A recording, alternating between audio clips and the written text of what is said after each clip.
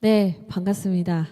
우리 옆에 있는 분들과 함께 인사 나누겠습니다. 잘하셨습니다. 잘하셨습니다. 잘하셨습니다. 너무 잘하셨습니다. 네, 오늘은 우리 함께 하나님의 말씀을 먼저 읽고 또 하나님의 말씀을 더 깊이 나누려고 하는데요. 예, 오늘 하나님께서 우리에게 주신 말씀은 요나서 2장 1절에서 10절의 말씀입니다. 요나서 2장 1절에서 10절의 말씀입니다. 우리 한 절씩 교독하고요. 마지막 절은 함께 읽도록 하겠습니다. 제가 먼저 읽겠습니다. 요나가 물고기 뱃속에서 그의 하나님 여호와께 기도하여 이르되 내가 받는 고난으로 말미암아 여호와께 불러 아뢰었더니 주께서 내게 대답하셨고 내가 수올의 뱃속에서 부르짖었더니 주께서 내 음성을 들으셨나이다. 주께서 나를 깊음 속 바다 가운데 던지셨으므로 큰 물이 나를 둘렀고 주의 파도와 큰 물결이 다 내 위에 넘쳤나이다. 내가 말하기를 내가 주의 목전에서 쫓겨났을지라도 다시 주의 성전을 바라보겠다 하였나이다. 물이 나의 영혼까지 둘러싸우며 기쁨이 나를 에워싸고 바다풀이 내 머리를 감쌌나이다. 내가 산의 뿌리까지 내려갔사오며 땅이 그 빗장으로 나를 오래도록 막았사오나 나의 하나님 여호와여 주께서 내 생명을 구덩이에서 건지셨나이다. 내 영혼이 내 속에서 피곤할 때 내가 여호와를 생각하였더니 내 기도가 주께 이르러 싸우며 주의 성전에 미쳤나이다. 거짓되고 헛된 것을 숭상하는 모든 자는 자기에게 베푸신 은혜를 버렸사오나 나는 감사하는 목소리로 주께 제사를 드리며 나의 서원을 주께 갚겠나이다. 구원은 여호와께 속하였나이다 하니라. 함께 읽겠습니다. 여호와께서 그 물고기에게 말씀하시매 요나를 육지에 토하니라. 아멘. 네, 주하길 교회는 어떤 교회입니까? 이 질문을 가지고 이제 2026년을 우리는 함께 나아갑니다. 주하길 교회는 어떤 교회입니까? 라는 첫 번째 대답이 1월의 설교 시리즈 주제입니다. 그래서 그 주제가 뭐냐면 제자를 세우는 교회입니다. 라는 게 저희의 답이었습니다. 그래서 제자를 세우는 교회로 우리가 서기 위해서, 굳건히 서기 위해서 이 1월 첫 번째 달의 말씀을 우리가 요나서 말씀을 함께 보게 되었습니다. 그래서 지난주에 첫 번째 말씀을 보았고요. 오늘 두 번째 말씀을 보게 됩니다.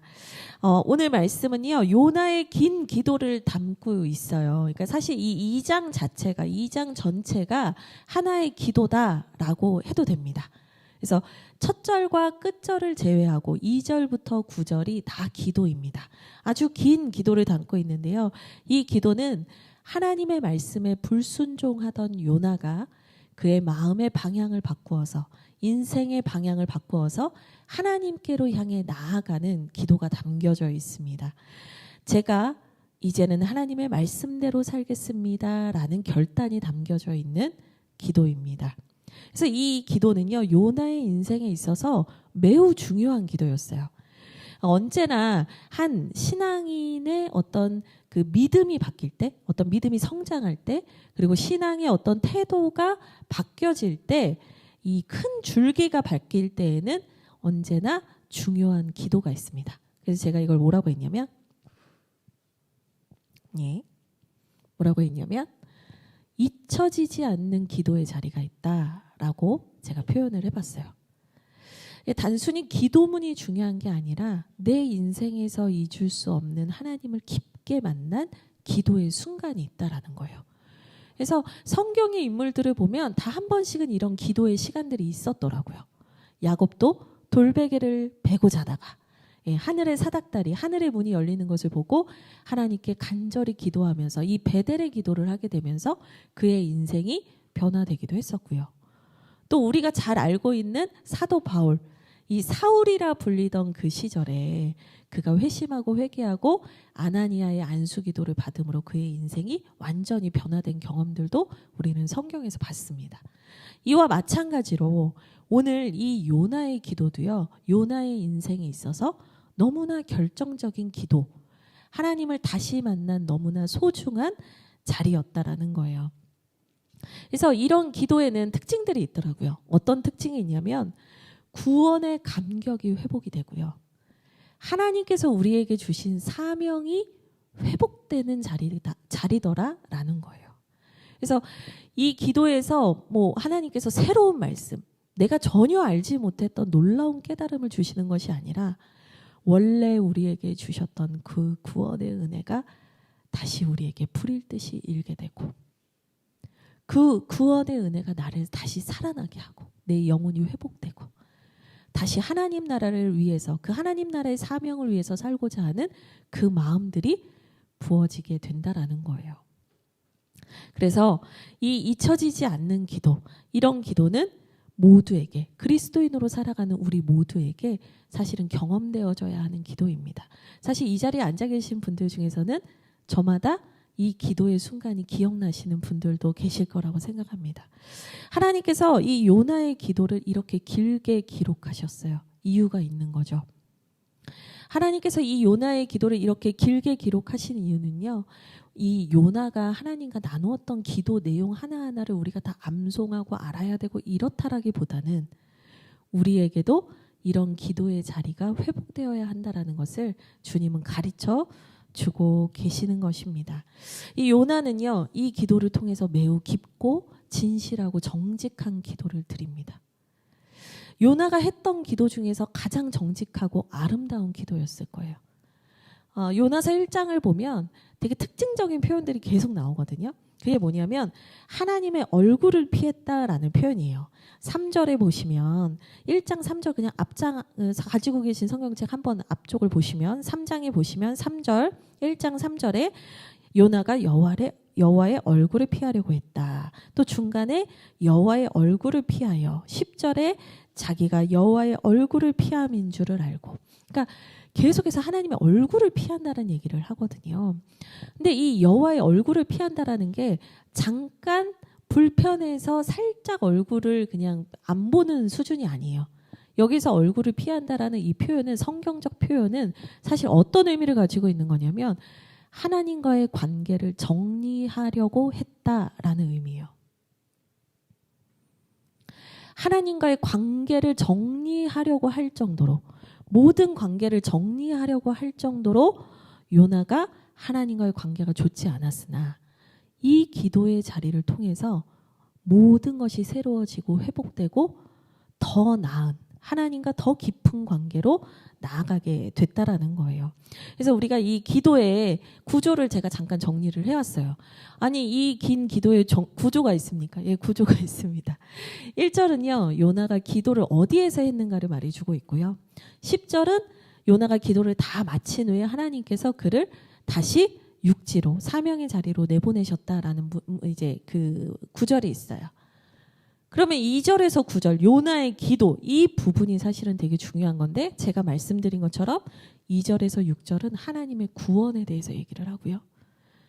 7절에서 9절은 요나가 다시 사명을 회복하게 되는 내용을 정리하고 있습니다. 같이 기도문을 잠깐 볼까요? 2절에서 6절이 제가 말씀드렸죠. 하나님의 구원, 요나의 기도와 하나님의 구원에 대한 찬양이 나온다고 했습니다. 이 요나는 여러분들이 잘 아시는 것처럼 하나님을 반역하여서 하나님을 거절하고 하나님의 명령을 거절하고 다시스, 니느웨가 아니라 다시스로 가는 배를 탔다가 이 풍랑을 만나서 바닷속에 잠기게 됩니다. 근데 그가 바닷속에서 사경을 헤매면서 하나님께 구원해달라고 하는 기도가 2절에서 6절에 나오는 거예요. 근데 그 표현들이 매우 적나라하게 나옵니다. 2절 중간에 보실까요? 2절 중간에 보시니까 이런 표현이 나옵니다. 내가 스올의 뱃속에서 부르짖었다. 이 스올의 뱃속이라고 하니까 우리가 물고기 뱃속이라고 생각하지만 사실 고대 히브리 사람들은 스올, 그러니까 지옥, 죽음 이런 것을 바다와 연상지어서 많이 생각했습니다. 그러니까 스올의 뱃속이라는 것은 뭐냐면 내가 바닷속에서 주님께 부르짖었습니다. 이런 표현입니다. 또 3절에 보시면요. 주께서 나를 깊은 속 바다 가운데에 던지셨고 큰 물이 나를 둘렀고 주의 파도와 큰 물결이 다 내 위에 넘쳤습니다. 그러니까 물이 나를 덮고 있었어요. 그래서 그 물이 나를 덮음으로 내가 죽을 뻔했습니다라는 상황도 되게 잘 상세히 기록이 되어 있죠. 4절을 보시겠습니다. 4절에서도 보시면 내가 주의 목전에서 쫓겨나 이제 바닷속에 있습니다. 이런 표현이 나옵니다. 근데 제일 리얼한 표현이 어디 나오냐면요. 5절에 나옵니다. 5절은 한번 같이 읽어볼까요? 같이 읽겠습니다. 시작. 물이 나를 영혼까지 둘러싸우며 기품이 나를 에워싸고 바다풀이 내 머리를 감쌌나이다. 물이 내 영혼을 덮었고 기품이 나를 에워싸서 내가 더 깊은 곳으로 바닷속으로 잠기기 시작했습니다. 그리고 바다풀이 내 머리를 감쌌습니다. 그러니까 이거 무슨 얘기를 하는 거냐면 바다풀이라는 건요, 여러분 해초잖아요. 해초. 그러니까 해초에 내 머리가 뒤엉키고 내 몸이 엉킬 정도로 바다의 깊은 바닥까지 내려갔습니다라는 얘기를 하는 거예요. 이 6절에도 그게 나오죠. 내가 산의 뿌리까지 내려갔습니다. 바다의 저 바닥까지 내려갔습니다. 이런 의미거든요. 우리가 바다도 하염없이 내려가는 것 같지만 이 바다를 깊게 계속 내려가다 보면 어디에 도착하시나요? 이 바닥이 있거든요. 바다에도. 그 바닥까지 내가 내려가서 죽을 것 같은 순간이었습니다. 이제 그 얘기를 하고 있는 거예요. 그러면서 내가 여기에서 도저히 살아날 방법도 없었고 내가 구원받을 방법도 아무것도 없었는데 그때 하나님께서 나를 건지셨습니다. 그게 6절 하반부에 나오는 겁니다. 나의 하나님 여호와여 주께서 내 생명을 구덩이에서 건지셨나이다. 아멘. 하나님께서 나를 구덩이에서 건지셨다는 거예요. 그 극도의 무서움과 아픔과 고통과 고난의 자리에서 하나님께서 나를 건지셨습니다. 요나의 기도, 하나님의 구원이 담겨져 있습니다. 그리고 나서 7절부터 9절을 보시면요. 요나가 하나님이 미리 예비하셨던 그 물고기를 통해서 구원을 받은 상황에 드린 기도로 보여집니다. 그가 자신이 이제 살아있다. 아직 내가 죽지 않았다라는 것을 기억하면서 다시 하는 기도가 7절에서 9절에 나옵니다. 근데 이제 여기에서 큰 물고기를 예비하셔서 요나를 하나님께서 지키셨다 할 때 우리는 대부분 이제 성경 동화나 그림책을 볼 때 이 큰 물고기가 고래로 묘사되는 것을 자주 보게 되거든요. 근데 실제로 성서학자들은 고래가 아니다라고 얘기를 합니다. 예, 왜냐하면 고래의 목구멍은 테니스공만 합니다. 절대로 사람을 이렇게 삼킬 수 없습니다. 그래서 뭐 입속에 있었다 하시는 분들도 있긴 하지만 고래는 아니라고 봅니다. 그리고 지중해 연안, 이 이스라엘 지역에서 이 다시스, 이 유럽 지역으로 가는 그 지중해 연안에는 고래가 그렇게 많이 활동은 안 합니다. 아예 없는 것은 아니지만. 그러니까 결론은 뭐냐면 그러면 상어냐 뭐 이런 분들이 있어요. 너무 무섭죠. 이제 뭐 7m, 8m 되는 큰 상어들이 있기도 하죠. 근데 그게 고래다, 상어다. 여기에서는 이렇게 얘기를 하지는 않아요. 하나님께서 예비하신 큰 물고기와 같은 생명체를 통해서 이 요나를 건지셨다라고 얘기를 하죠. 근데 이 물고기를 통해서 주님이 요나를 건지신 후에 요나가 그 물고기 뱃속에서 내가 살아있음을 인지하면서 드리는 그 절망 속에서 하지만 하나님이 구원해 주신 그 구원의 기쁨을 누리면서 하는 기도가 7절에서 9절입니다. 그래서 7절에서 9절도 한번 읽어보도록 하겠습니다. 같이 읽겠습니다. 시작. 내 영혼이 내 속에서 피곤할 때 내가 여호와를 생각하였더니 내 기도가 주께 이르러 싸우며 주의 성전에 미쳤나이다. 거짓되고 헛된 것을 숭상하는 모든 자는 자기에게 베푸신 은혜를 버렸사오나 나는 감사하는 목소리로 주께 제사를 드리며 나의 서원을 주께 갚겠나이다. 구원은 여호와께 속하였나이다 하니라. 아멘.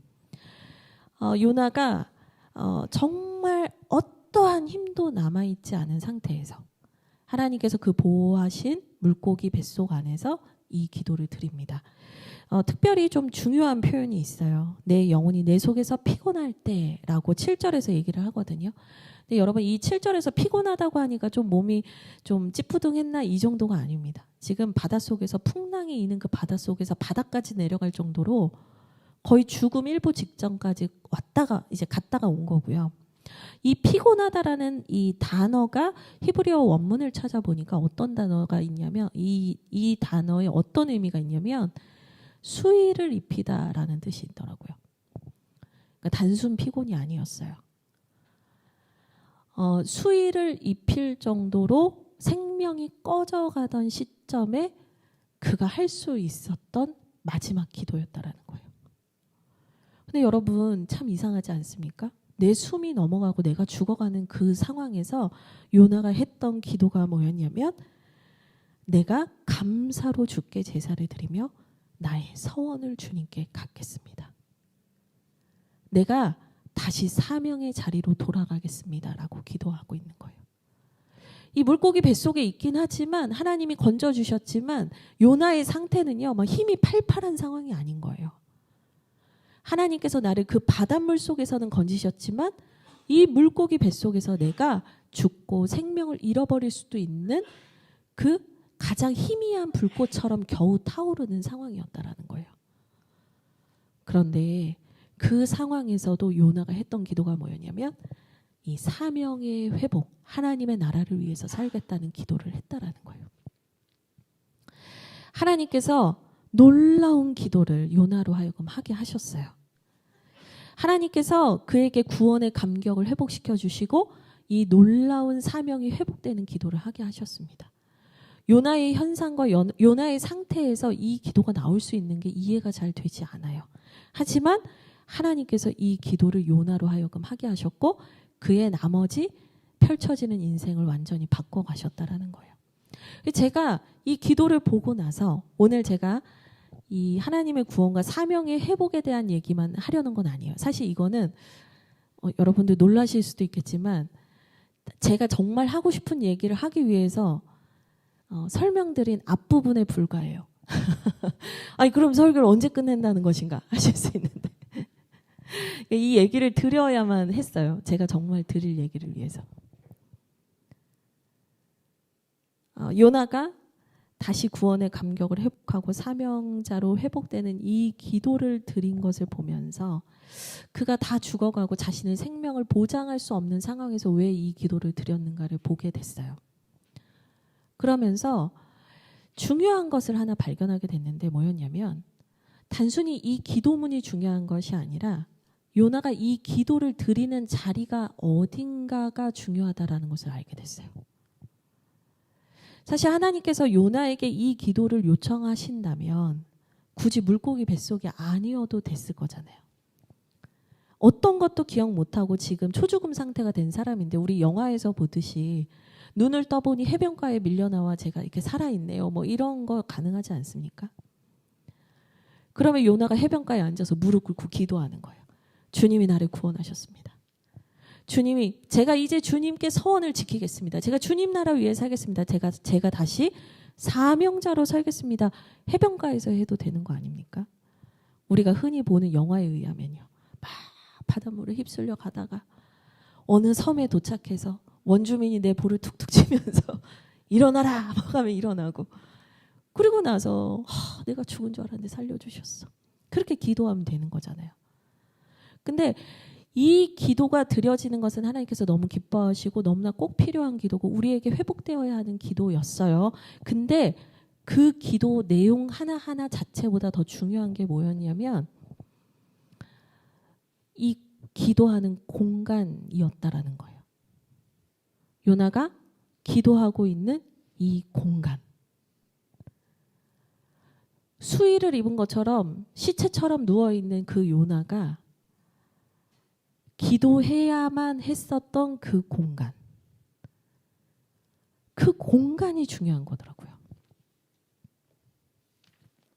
그 공간이 어디였나? 1절을 다시 한번 읽겠습니다. 우리 같이 읽겠습니다. 시작. 요나가 물고기 뱃속에서 그의 하나님 여호와께 기도하여. 아멘. 그가 어디서 기도하고 있어요? 물고기 뱃속입니다. 우리 너무 잘 알죠? 그가 도망치다가 하나님이 예비하신 물고기 뱃속 안에 들어갔고 그래서 뭔가 큰 생명체 뱃속에서 기도를 한 건데 그냥 하나님께서 구원해 주셔서 그냥 물고기 뱃속에서 기도한 거 아닙니까? 라고 생각하실 수 있어요.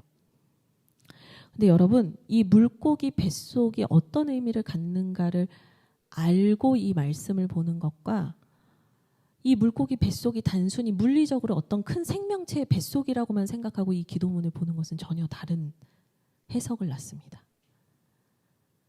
물고기 뱃속이에요. 하나님께서 나를 구원하시기 위해 보내주신 그 물고기의 뱃속이에요. 요나는 차라리 하나님께 순종하느니 죽기를 바라면서 도망쳤음에도 불구하고 하나님께서 그를 살리기 위해서 사용하신 물고기의 뱃속이에요. 근데 여러분, 그게 그냥 물리적으로 물고기의 뱃속에서 기도했다, 이게 다 중요한 게 아니란 말이에요. 그러면 우리가 알아야 되는 건 뭐예요? 이 물고기 뱃속이 뭘 의미하냐는 거예요. 근데 제가 말씀을 묵상하면서 이 물고기 뱃속이 의미하는 것에 대해서 이렇게 정리를 했어요. 이 물고기 뱃속은 뭐냐? 순종하느니 차라리 죽겠다는 그 요나의 완악함과 죄와 불순종이 완전히 여실히 드러나는 자리였어요. 도대체 여기까지 왜 왔겠어요? 그가 불순종하고 불순종하다가 여기까지 내려온 거잖아요.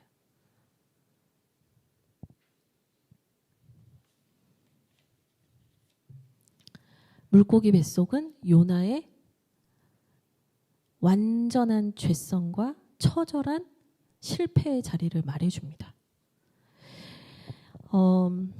1장에서 이 1장과 2장을 사실은 연결해서 참 많이 봐야 되는데요. 1장에서 내려갔다라는 동사가 많이 나와요. 1장에서 요나가 하나님과의 관계를 포기하고 회피하고 도망칠 때 그때 계속해서 반복돼서 나오는 이제 동사들이 있는데 그게 이제 내려갔다라는 동사예요. 이 내려갔다라는 동사가 히브리어로 보면 야라드라는 동사거든요. 근데 이 야라드가 처음에 어디 나오냐면 3절에 나와요. 3절에 다시스로 도망하려 하여 욥바로 내려갔더니 할 때 야라드입니다. 그리고 이제 3절 끝부분을 보시면 다시스로 가려고 뱃삭을 주고 배에 올랐다라고 한글에서 올랐다라고 표현을 하는데 이게 원래 이제 히브리어 원문에서는 야라드입니다. 그러니까 하나님과 멀어지며 내려가고 내려갔다라는 거예요. 그리고 제가 앞서서 구조 설명드릴 때 말씀드렸던 2장 5절에 보시면 6절 보시면 내가 산의 뿌리까지 내려갔습니다라고 하잖아요. 이게 야라드입니다. 그러니까 점점 하나님과 멀어지면서 내려가고 내가 내려가고 내려간 곳이었다라는 거예요. 이 내려감, 이 불순종이 결국에는 극에 달해서 하나님과 가장 멀리 있는 곳으로, 하나님과 가장 먼 곳으로 도망친 자리가 어디였다는 거예요? 물고기 뱃속이었다는 거예요.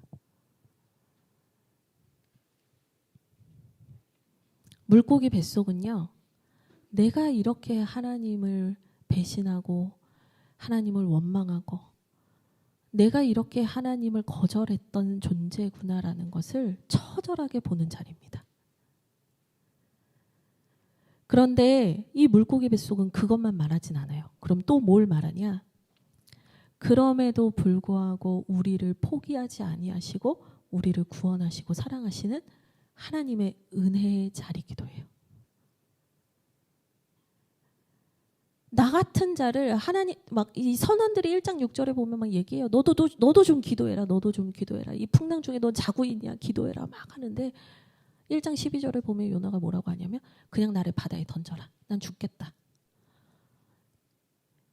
이 자식들이 부모 앞에서 나 그냥 죽어버릴 거야. 이 말 하는 것보다 큰 불효가 없잖아요. 하나님 앞에서 그냥 나 죽이라고 말할 정도로 요나가 완악했단 말이에요. 그럼에도 불구하고 하나님께서 이 요나를 살리시고 구원하신 곳이 어디였는가? 이 물고기 뱃속이었다라는 거예요. 여러분, 이 물고기 뱃속이라는 곳에는요, 두 가지 의미가 있는 거예요. 나의 처절한 죄와 하나님의 극진한 사랑이 함께 공존하는 곳이에요. 여러분, 이걸 우리가 뭐라고 하냐면 패러독스라고 합니다. 역설. 이걸 패러독스라고 해요. 패러독스는요, 안 맞는 것 같은데, 앞뒤가 안 맞는 것 같은데 알고 보면 더 큰 진리를 담고 있는 것을 패러독스라고 해요. 예를 들면 이런 거예요. 성경에서 죽고자 하면 산다. 죽어야 많이 산다. 그리고 약할 때 강함이 된다. 이런 게 패러독스예요. 근데 이 물고기 뱃속이 어디였냐면 이 패러독스의 현장이었던 거예요. 표면적으로는 이치에 맞지 않지만 진리를 드러내는 말이나 상황을 패러독스라고 해요. 주님께서 요나를 이 역설의 공간으로 보내셨다라는 거예요. 주님께서 그를 일부러 거기로 보내셨다는 거예요. 주님께서 그를 일부러 나의 처절한 죄의 모습과 하나님의 은혜를 확실하게 볼 수 있는 그 공간으로 그를 몰아넣으셨다라는 거예요. 왜 그랬는가? 왜 그랬는가? 요나가 제자로 살기 위해서는 반드시 이 역설의 공간으로 가야만 하는 이유가 있었는데요. 그 이유는 내가 죄인 중에 괴수요. 내가 하나님이 아니고선 구원받지 못하는 가장 큰 죄인이라는 것을 알지 못하면 사명자로 살 수 없다라는 것을 하나님 아셨기 때문이에요. 주님께서 요나를 그래서 거기로 보내신 거예요. 사실은 네가 이렇게 죽을 수밖에 없는 죄인인데 내가 자격 없는 너를 구원한 이유가 뭐냐? 그 구원받을 자격이 있는 사람들을 네가 결정할 수 있냐? 그렇지 않다. 나는 내가 원하는 백성을, 내 백성을 구원할 수 있고 그를 내 사람으로 세울 수 있고 쓸 수 있다. 요나가 니느웨로 가기를 두려워했었잖아요. 요나가 아수르라는 그 잔인하고 전쟁을 일으키기 좋아하는 그 민족에게 하나님의 심판과 회개를 전해서 그들이 회개하는 꼴은 못 보겠다라고 다시스까지 도망을 갔던 거잖아요. 저 사람은 구원받을 수 있고 저 사람은 구원받을 수 없고 나는 구원받을 수 있어라는 선민의식과 자기 의와 교만으로 가득했던 그 요나가 지금 물고기 뱃속에서 뭘 보고 있는 거예요? 내가 먼저 그 가장 죽을 수밖에 없는 죄인이었음을 보고 그러나 그럼에도 불구하고 부어진 하나님의 은혜를 이 자리에서 이 물고기 뱃속이라는 공간에서 보게 되는 거예요. 물고기 뱃속은요 역설의 자리입니다. 그곳에서 요나는 모든 육체의 힘을 잃었고 자기의 혈기를 잃었고 기력을 잃었어요. 거의 죽은 것 같으나 그는 그런데 그 물고기 뱃속에서 다시 살아나는 은혜를 겪게 됩니다. 불순종의 결과로 인해서 가장 비참한 자리로 갔지만 하나님의 은혜가 가장 선명한 자리로 요나는 올라왔습니다. 나의 실패를 직면하는 깊은 고통의 자리로 갔지만 요나는 물고기 뱃속에서 하나님 앞에 회개하고 하나님만 의지하는 사명자로 회복되기 시작했습니다.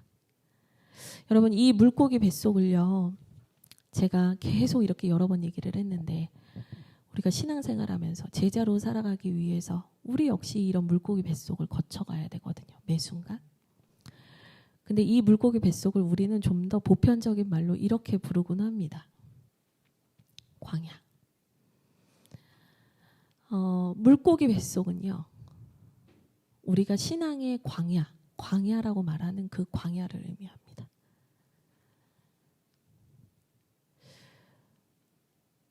하나님께서 우리를 광야로 넣으시는 때가 있다는 거예요. 그 역설을 경험하게 하기 위해서요. 나의 죄인됨과 그러나 하나님의 크심을 경험하게 하기 위해서요.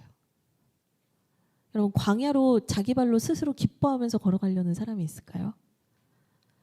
없어요. 성경에 보니까 예수님도 광야로 가셨는데 제가 얼마 전에 설교했지만 예수님도 광야로 가셨는데 예수님도 성령에 이끌려 가셨다 이렇게 나와요. 인간이 맨정신으로 갈 수 없는 곳이 광야예요. 내가 스스로 그것을 기뻐하지 않더라고요. 그런데 하나님께서 우리를 몰아넣으시는 곳이 어디예요? 광야예요. 그 광야에서 우리는 내가 누구이고 하나님은 어떤 분이신가를 배우게 됩니다. 잘 안 보이시죠? 이 광야를 지나며라는 찬양의 가사를 제가 적어왔어요. 광야가 어떤 곳인지 이 찬양만큼 잘 보여주는 가사가 없는 것 같아요. 근데 제가 이렇게 작은 글씨로 해왔다는 건 읽지 마시라는 거예요. 제가 광야를 지나며라는 찬양을 준비했는데 우선 영상을 보고 좀 얘기를 할게요.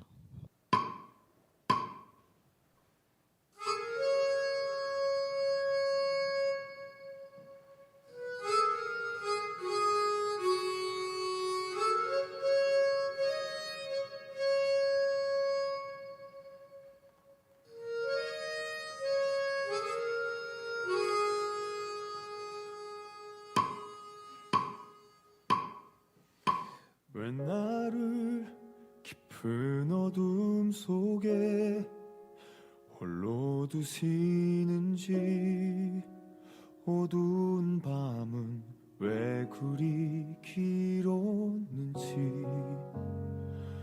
나를 고독하게, 나를 낮아지게, 세상 어디도 기댈 곳이 없게 하셨네.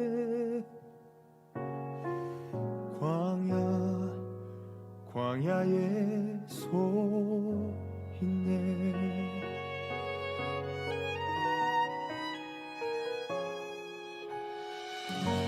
주님만 내 도움이 되시고, 주님만 내 빛이 되시는, 주님만 내 친구 되시는 광야.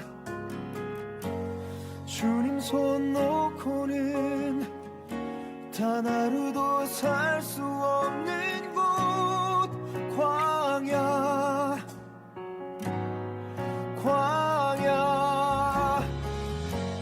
주께서 나를 사용하시려, 나를 더 정결케 하시려, 나를 택하여 보내신 그곳 광야. 성령이 내 영을 다시 태어나게 하는 곳 광야.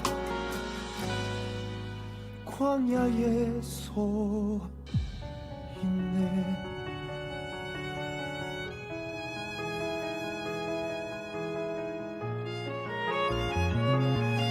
광야.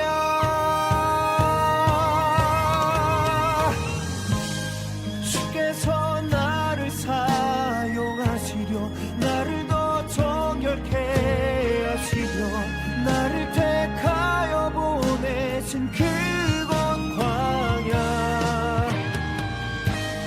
성령이 내 영을 다시 태어나게 하는 곳 광야. 광야에 서 있네.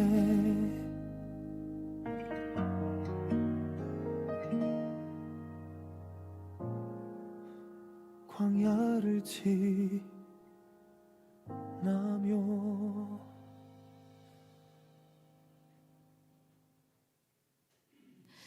광야는 이런 곳이죠. 근데 제가 이 영상을 준비해 왔는데 이 영상이 사실은 영화의 한 장면이에요. 화소가 안 좋아서 매우 안타깝지만 더 잘 된 것 같아요. 이 영화를 꼭 보셨으면 좋겠어요. 그 최근에 개봉한 신의 악단이라는 영화예요. 혹시 보신 분 계세요? 네. 이 북한의 지하교회 성도들 이야기를 다룬 영화예요. 그래서 한 악단이 있는데 그 악단이 알고 보면 이제 북한의 지하교회 성도님들이고요. 이제 때를 보면서 이제 탈북을 하고 싶어서, 예, 이렇게 자유가 있는 이 남한 땅에 와서 마음껏 하나님을 찬양하고 예배하고 기도하고 싶어서 그들이 이제 악단 생활을 하고 있는 영화예요. 이거는 이제 제가 하나 준비해 온 건데 이거 뭘 것 같으세요?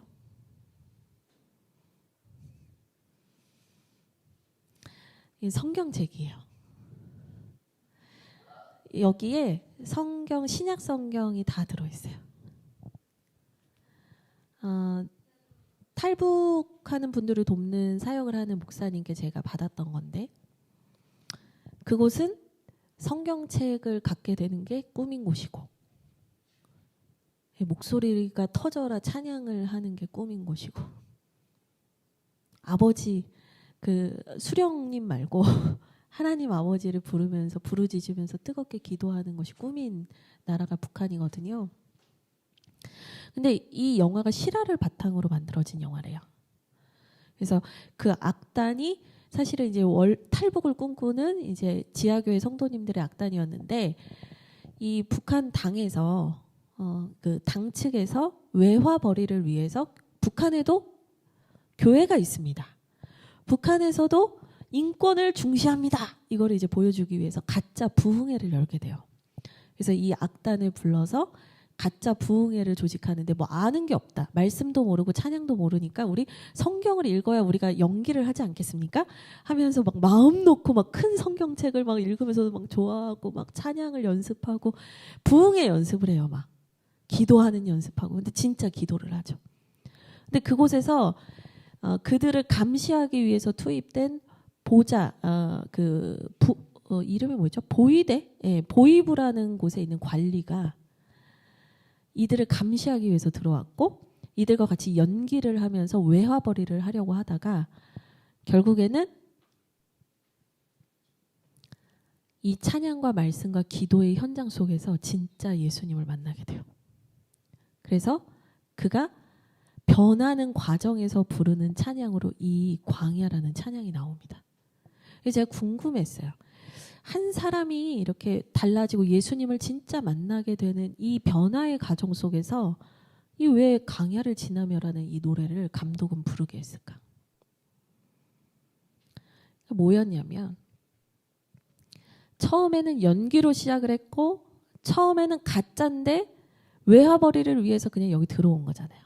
가짜였던 사람이 진짜가 되는 과정을 광야를 지나며라는 노래를 부르면서 표현시킨 거예요. 그러니까 다시 말해 뭐냐면, 가짜인 우리가 진짜인 하나님의 사람으로 변화되기 위해서 거쳐야 되는 곳이 어디라는 거예요? 광야라는 거예요. 이 영화에서 그 서사를 이 광야를 지나며라는 찬양을 통해서 풀어가더라고요. 가짜였던 우리가 진짜가 되어갈 수 있는 곳, 우리를 정결케 하는 곳, 우리의 자아를 깨뜨리고 진짜 하나님을 만날 수 있는 곳이 어디냐? 광야라는 얘기를 하고 있는 거예요. 하나님께서 요나에게 물고기 뱃속에 넣으신 이유는 막 동화책에 나올 법한 이야기, 그냥 이런 신기한 일을 요나라는 사람이 경험했다라고 그냥 그 얘기만 하고 싶은 게 아니라는 거예요. 우리에게 말하고 싶은 건 뭐냐면, 우리의 기도가 회복되고 우리의 신앙이 회복되고 가짜였던 우리의 신앙이 진짜가 되기 위해서 우리가 반드시 지나가야 하는 곳이 뭐다라고 말하고 싶은 거냐면 광야다라고 얘기하고 싶은 거예요. 오늘 제 설교에서 우리가 뭘 회개해야 합니까? 라는 제목을 했거든요. 저는 오늘 이 요나 2장 말씀을 보고 여러분께 설교를 준비하고 말씀을 준비하면서 우리가 회개해야 되는 것은, 가짜로 살면 살았지 죽으면 죽었지 광야로는 가지 않겠습니다라고 살았던 우리의 인간적인 신앙을 회개해야 된다는 것을 알게 됐어요. 우리 중에 누구도 광야를 기뻐하지 않더라고요. 가짜가 진짜가 될 수 있고, 정말 하나님을 만나고 우리의 인생이, 우리의 존재가, 우리의 사명이 회복될 수 있는 곳인데 우리는 아무도 광야를 원하지 않더라고요. 당연한 거 아닙니까? 광야 누가 좋아합니까? 이렇게만 우리가 얘기하더라고요. 근데 하나님께서 우리에게 말씀하시는 게 뭐냐?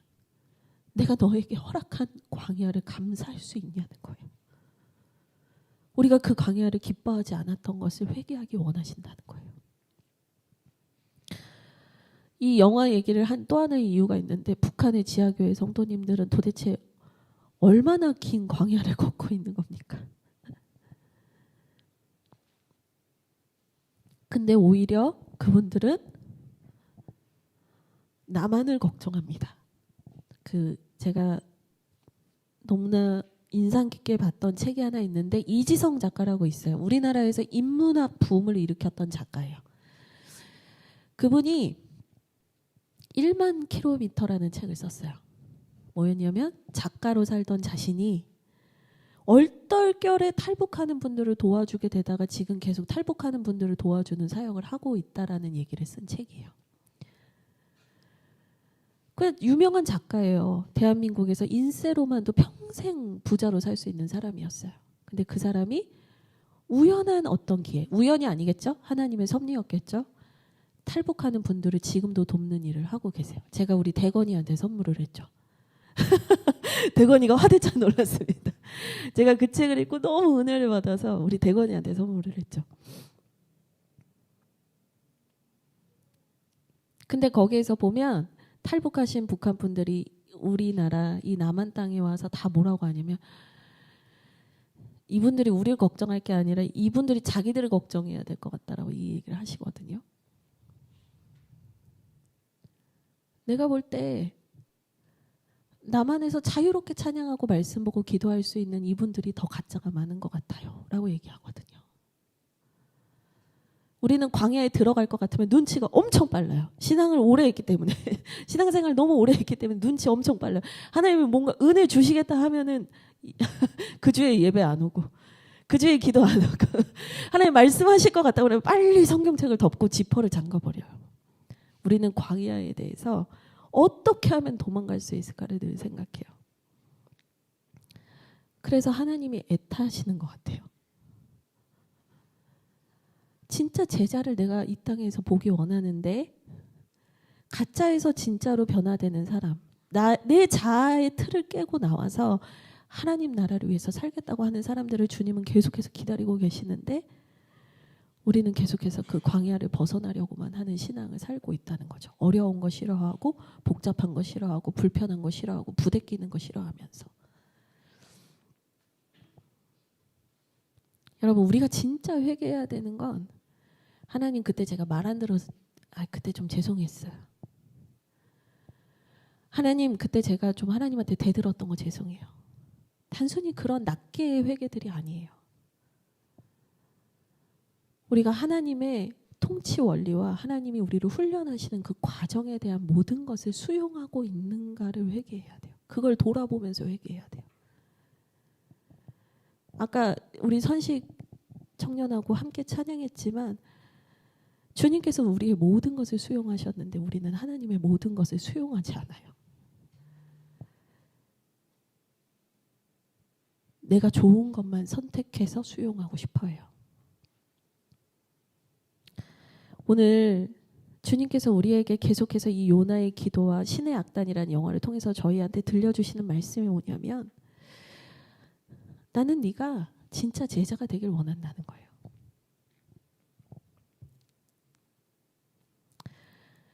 우리가 진짜 제자가 되기를 원하는 마음으로 하나님이 허락하시는 모든 것들을 수용하고 그것을 담대히 걸어가기를 원하신다는 거예요. 때로는 물고기 뱃속 같은 현장에 처할지라도 진짜가 되기 위해서 예수의 제자가 되기 위해서 그 광야를 통과할 수 있냐?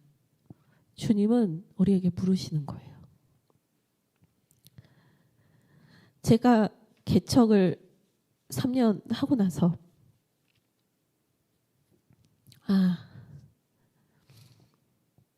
제가 내린 결론이 있어요. 뭐였냐면 사람은 바뀌지 않는다는 거였어요. 그런데 사람을 바꾸는 건 누구만 하신다는 거예요? 하나님만 하시더라고요. 그래서 광야가 필요해요. 이 말씀 한 구절 같이 읽을까요? 같이 읽겠습니다. 시작. 그런즉 누가 구원을 얻을 수 있나이까? 이르시되 무릇 사람이 할 수 없는 것을 하나님은 하실 수 있느니라. 아멘. 제가 아무리 많은 것을 가르치고 아무리 잘 설명을 하고 아무리 노력을 해서 가르쳐도 사람은 변하지 않아요. 근데 하나님이 우리를 바꾸세요. 그래서 우리는 광야 학교로 가야 돼요. 저마다의 광야가 다를 거예요. 그리고 막 억지로 일부러 가고 싶어요 해서 가는 것도 아니에요. 하지만 그 모든 하나님의 방법과 하나님의 길에 대해서 우리가 받아들이고 따라갈 수 있는 믿음이 회복되기를 바랍니다. 저는요, 그곳이 바로 우리의 은혜의 자리라고 믿습니다. 우리의 죄가 가장 여실히 드러나면서 우리의 죄는 다 드러나지만 하나님의 은혜가 완전히 드러나는 곳, 그분의 광야에서, 그리고 그분의 십자가에서 우리가 진짜가 되어가는 여정을 2026년 한 해 동안 걸어갔으면 좋겠습니다. 우리 함께 기도하겠습니다.